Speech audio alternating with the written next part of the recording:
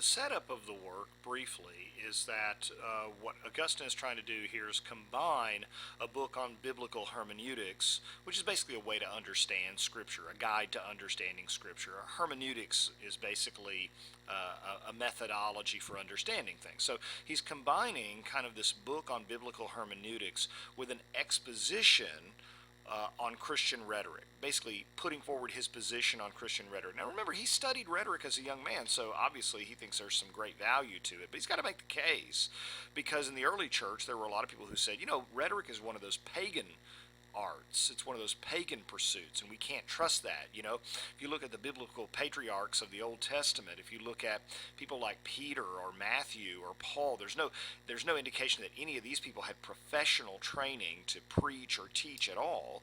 And so rhetoric is not part of the Hebraic tradition. So Augustine's got a bit of an uphill climb here in some respects, but he makes a fantastic case for it, because what he's saying is effectively we have to be able to communicate effectively to non-believers. It's just something you've got to do. Now, in Book 1, he discusses things, and for Christians, this is very important, kind of mixing the theology in here. For Christians, being in this world, he says, is like being a traveler returning home. That is, this life is like a road trip, in a way, right? But the road trip is not a road trip to some new destination. It's like a traveler trying to return home. So, obviously, as if you look at it as from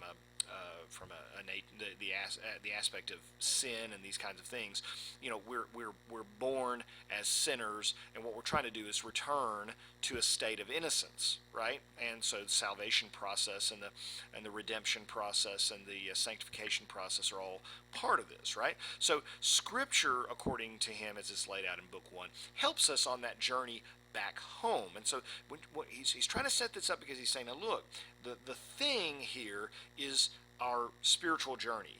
Scripture is a roadmap to it. And in Book 2, he sets forward this notion of signs. And this is very sophisticated. Written words are signs of spoken words. When you think about the letters on a page or on a screen like this one, words are just marks, right? A collection of marks or designs or squiggles or whatever you want to say. And they are therefore signs or symbols, if you wish, of spoken words. And when you see the word written, for example, take a look at that, W-R-I-T-T-E-N, okay? It's a combination of, 7 letters, right? And when we read that, we look at those little 7 letters, our brains or our mouths form the following sounds, okay? Or we recreate them in our brains. Written, okay? Seeing that combination of symbols tells our brain to make that sound in our brain, or our mouths to make that sound, or what have you. So that's all a word is on a page, he says. It's just a symbol or a sign of a spoken word. And spoken words are just signs or symbols of thoughts. Do you see the Platonic here? That words are sort of the outward signs of the real thing. The real thing is the idea, the thought, you see. Thoughts are eternal. See Platonic, right? Platonic idealism. There's the matter or the material manifestation of it, but the real thing to Plato is the idea behind it.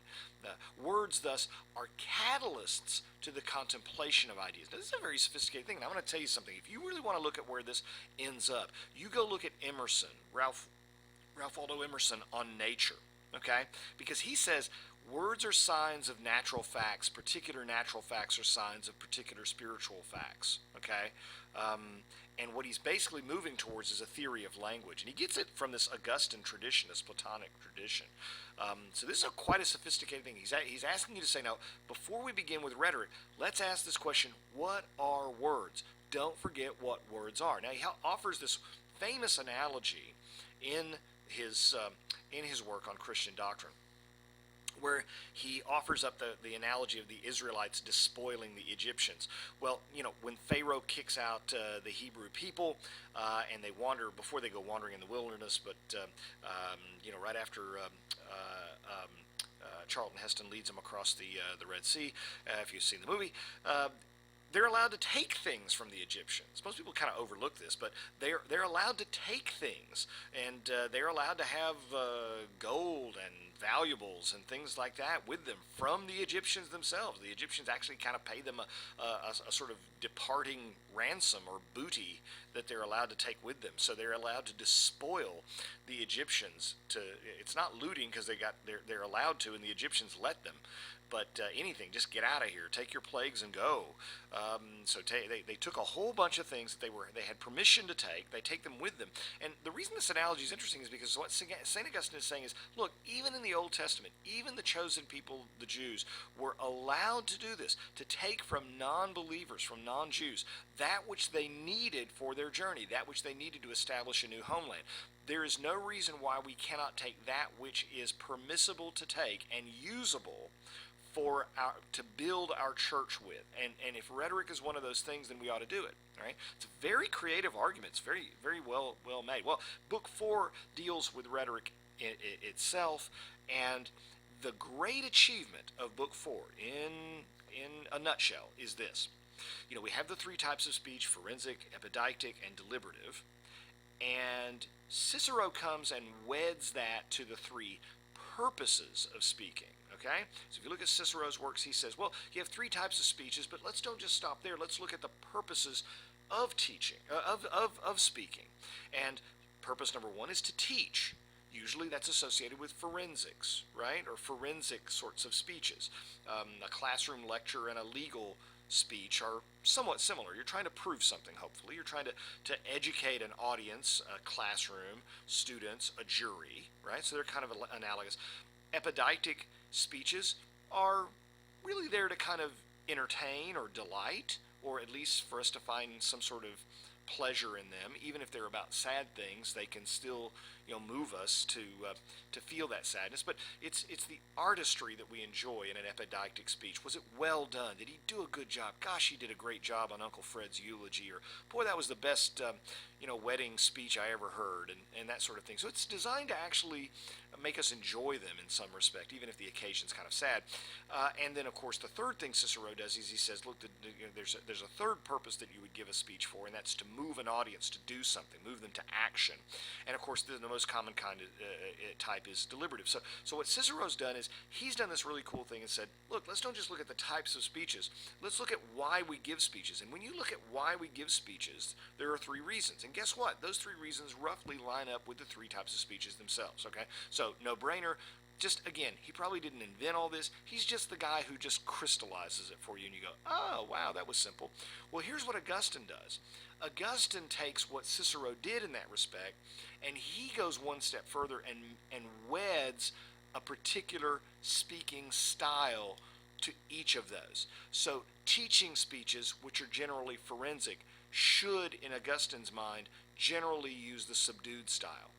Speeches that delight or are epideictic should use the temperate style. Speeches that move people to action and are generally deliberative, according to Augustine, should use the grand style. Now, you don't have to agree with that. I can think of instances when the epideictic should use the grand, or the forensic should use the grand, or what have you. But that's the way he approaches it, and it's an interesting way to set it up, and there's some merit to the way he organizes it.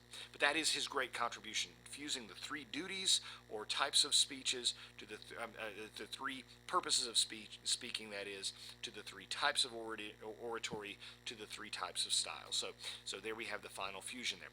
What he does do is quite unorthodox, and you might argue, if you're a real classicist, muddies the waters a bit, and that is the theme for this lecture, how medieval rhetoric kind of muddies the water and moves away from some of those wonderfully, tight, compact, easily understood Ciceronian approaches to classical rhetoric. Things get a little muddled in the Middle Ages. He reduces the canons, the five canons, basically to just invention and style. We'll see more of that. We'll see more of an altering of those rather neat, wonderful, systematic ways of looking at rhetoric into ways that kind of make you scratch your head and you say, that doesn't make a lot of sense. Why'd they do that? And some of that is because they simply disagreed with the ancients.